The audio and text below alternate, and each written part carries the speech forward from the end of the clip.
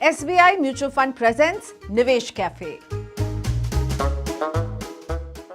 मैं ये सोच रही हूँ कि मैं अभी बहुत यंग हूँ, मेरी सैलरी उतनी है नहीं, तो मैं अभी एफडी में या एसआईपी में क्यों डालूँ? तो इस क्यों का जवाब है कि भाई आप जब यंग हैं और जब आप अब बहुत जल्दी जब इस सफ़र को शुरू करेंगे ना तो ज़्यादा लंबा फासला तय कर पाएंगे। पावर ऑफ कंपाउंडिंग एक्चुअली में बहुत पावरफुल है और इसका फ़ायदा तभी मिलेगा जब आप यंग एज में शुरू करते हैं। तो इसके लिए भी मैं एक एग्जांपल लेकर आई हूँ। ये जो कंपाउंडिंग की मैंने बात की, पावर ऑफ कंपाउंडिंग, तो मान लीजिए आप 25 साल के हैं और आप तय करते हैं कि आप जब तक 7 साल के होंगे आप निवेश अपना करेंगे, इन्वेस्ट करेंगे, और आपके पास यानी पूरा 35 साल का समय रहता है।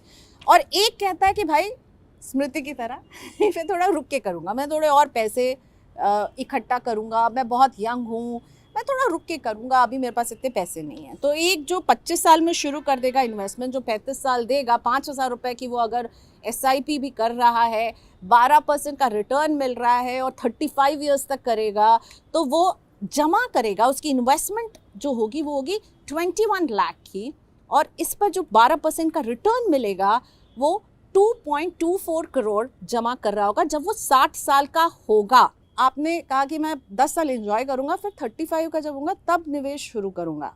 आपके पास बचेंगे 25 साल, 5,000 ही आप करेंगे, 12% का ही रिटर्न मिलेगा।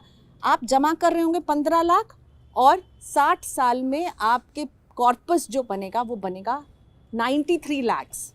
लेकिन जिसने 10 साल एक्स्ट्रा दिए वो 2 करोड़ प्लस के कॉर्पस में बैठा होगा। सिमरा, आपका कोई सवाल है? यस मैम, इन्वेस्टमेंट तो करनी है बट समझ में नहीं आता करे कहाँ, क्योंकि इतने सारे स्कीम्स हो रहे हैं। इंडेक्स फंड एक होते हैं जो कि मार्केट के इंडेक्स को ही मिरर करते हैं।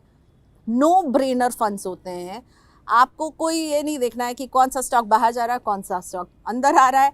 निफ्टी 50 सेंसेक्स को ट्रैक करने वाले ये स्कीम्स होते हैं। सीधा सीधा मार्केट के हिसाब से आपको रिटर्न देंगे। लॉन्ग टर्म का नज़रिया, तो लॉन्ग टर्म में आपको विश्वास है ना कि भारत बढ़ने वाला है, भारत के बाजार बढ़ने वाले हैं।